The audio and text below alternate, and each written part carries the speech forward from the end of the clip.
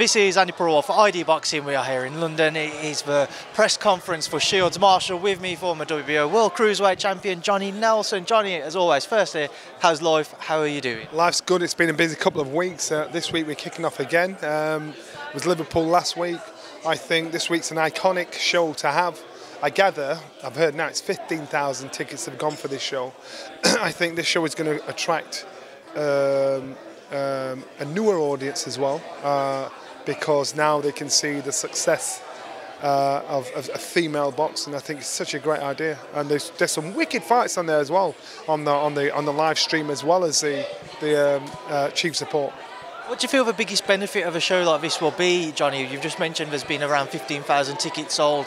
When people can see so many female fighters coming through, is it just trying to kind of get this next generation of female fighters, or just fighters in general coming through? It's to interest and get the attention of a new audience. People have been in contact with me that have never been interested in watching boxing or to be at a live show, and then all of a sudden, because this is on, it's to make a statement, to show support, to say, look, I suppose it's like the football, the Lionesses.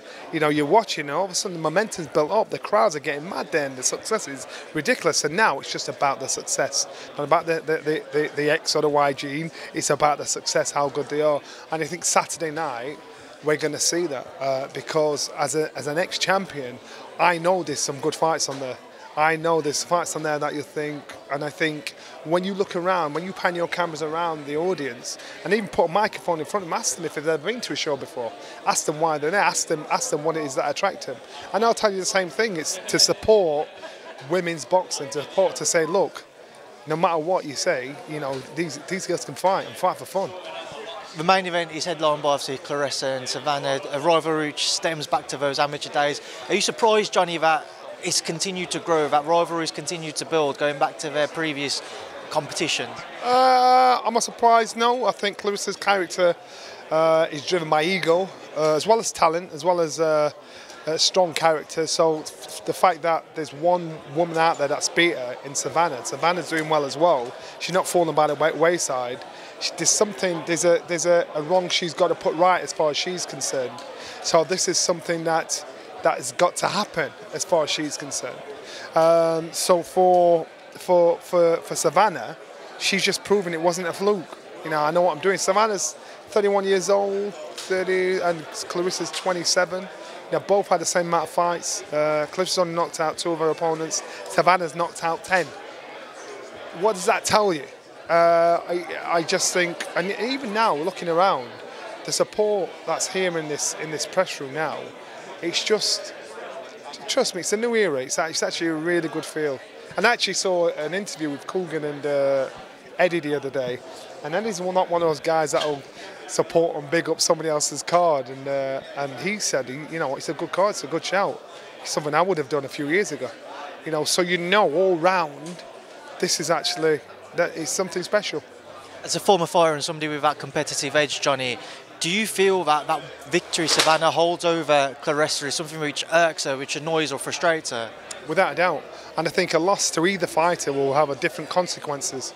A loss for Clarissa would be more damaging to her than it would be for Savannah. I think Savannah could get over it, whereas Clarissa would struggle. Because, as I said, it's built on ego, pride. She calls herself the GWOAT.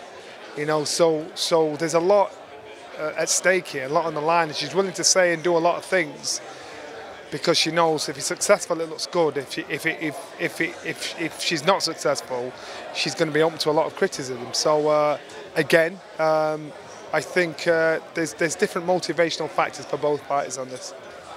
What goes down on Saturday night in that main event, Johnny? Saturday night, I believe Clarissa's temperament, ego may get the better of her, whereas then she'd keep walking into the shots to try and put Savannah under pressure, and we should make the fight exactly what Savannah wants.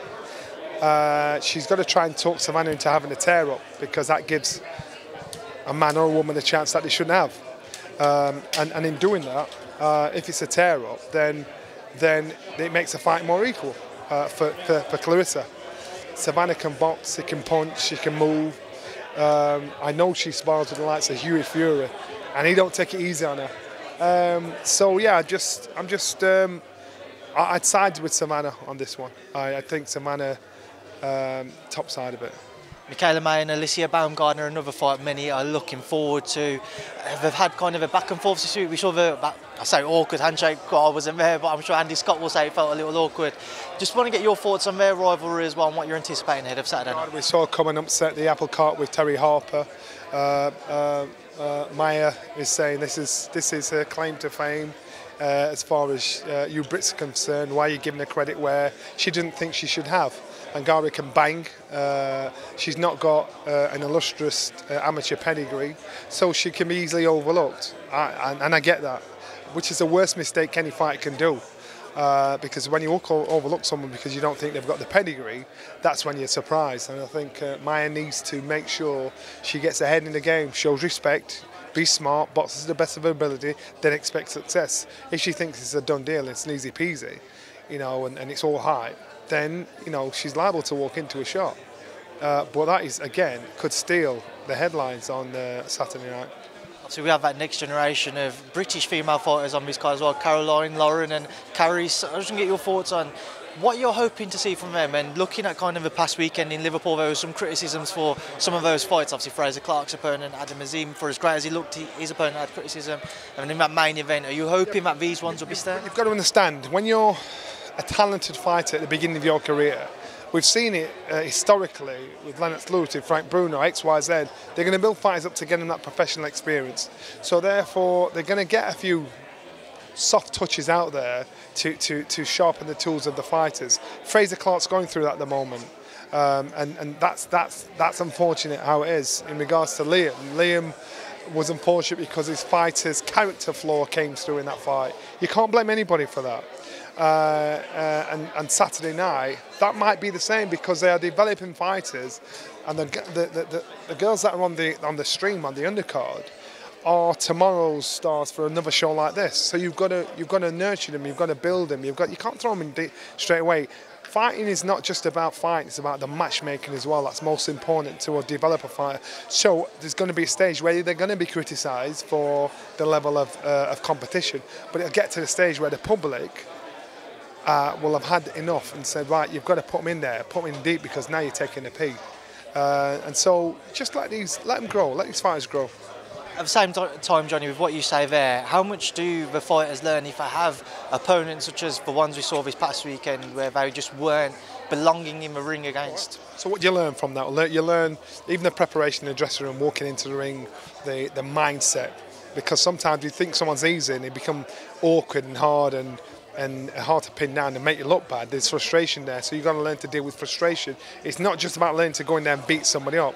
It's learning about all the mental side around it in coming to a fight like that. And the worst thing to do is when you get in the ring to fight somebody that you think is rubbish, and then you're struggling with it because you've got to change that mindset from disrespect to respect.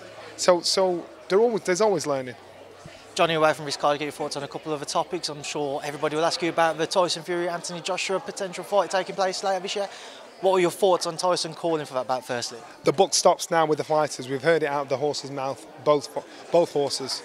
Tyson Fury's thrown the gauntlet down and said, let's do it, 60-40 split. Anthony Joshua has called his bluff, said, yeah, let's do it.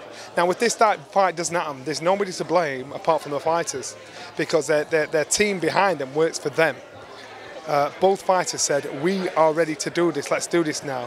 Now, Tyson Fury since retirement has said a lot of things what he is or isn't going to do, which was getting to the stage where it would be like the boy that cried wolf.